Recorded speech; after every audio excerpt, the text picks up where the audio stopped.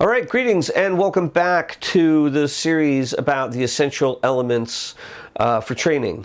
In the first video, I just did a quick overview. Now I want to go into some detail about them. So we're going to be talking about setting goals today. And one thing I know about climbers who are excited to train is that they often want to get right into the work. They're excited about trying hard and getting their gains. But the thing is, training is a journey, and that journey needs a destination. We can't possibly know what road to take if we don't know where we're going. It's that simple. So having a great goal that motivates us, that inspires us, and that may even intimidate us a little bit is the first requirement for training. Goals aren't snatched out of the air. They're discovered based on our individual aspirations, our personal history, our passion for the sport, and how climbing fits into our lives.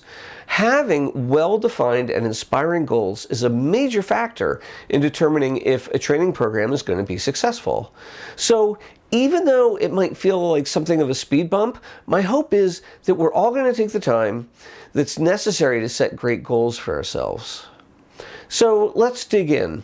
There are basically three questions that I like to focus on in the goal setting process. And the first one asks us to dream big. The premise of the first question is that we have all the resources we need, that everything goes our way. If we have all the time we need to train and climb, if we never have to worry about obstacles such as injury or illness or bad weather, in that situation, what would we be capable of over the course of our climbing career, say in 5 years from now or 10 years from now?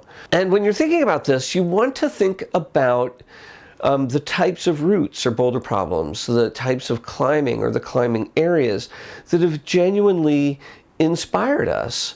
The point here is to really let ourselves dream. We don't need to be humble or realistic. You know, when you're thinking about this, go with the inspiration. And one of the prerequisites here is I want to say, give yourself a couple days to work on this. Mull it over, maybe scratch some notes down. And then when you think you have something, really go and try to write at least a paragraph about it. And the answer should be detailed. What is the level you want to achieve? And what are the routes or the boulder problems that inspire you at that level? And why are they inspiring? And then also note for yourself how it feels to write this sort of stuff down. How does it feel to dream and to say, yeah, I think I could do this? You know, this first question is important because becoming the best climber you're capable of, it's not a clinical process. It is, like I said, a personal journey, and it is fueled by inspiration and dreams. It's an emotional process. And this is why in a written description of what makes our goals meaningful to us so important. It's a window into our deepest motivations and what's really at work in our athletic lives.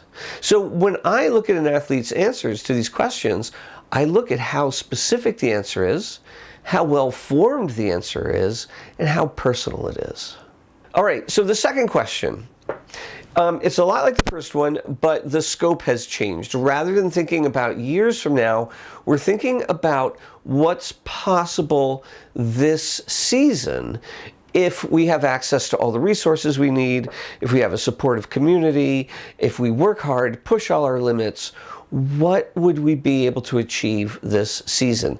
And again, the idea is to dream big within this time frame. And we also want to be specific. What routes or grades do we think we can achieve? And as with the other one, write down the specifics of the goal. Why do these things motivate you and inspire you? Again, write at least a paragraph, the idea being that anyone you might show it to should come away with an understanding of what the goal is and why it's meaningful for you. So the third question we ask is, again, based on this current season, but now what we do is we think about what we can realistically achieve this season, knowing full well that in a climbing season there's going to be illness, there's going to be distractions, there's going to be missed days of training, that motivation won't always be at 100%. So in that setting that's more like real life, what can you realistically achieve this season? And again, the response needs to be written, and you need to make the case for why this route or this grade or this boulder problem is a great, reasonable goal for you. So, as I said, consider these questions. Give yourself a few days to mull them over and then write down the answers in detail.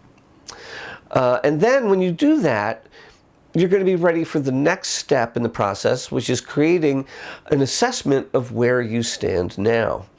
And I should say too, there's a little bit more to the goal setting process, but this is really the starting point, having the answers to these three questions.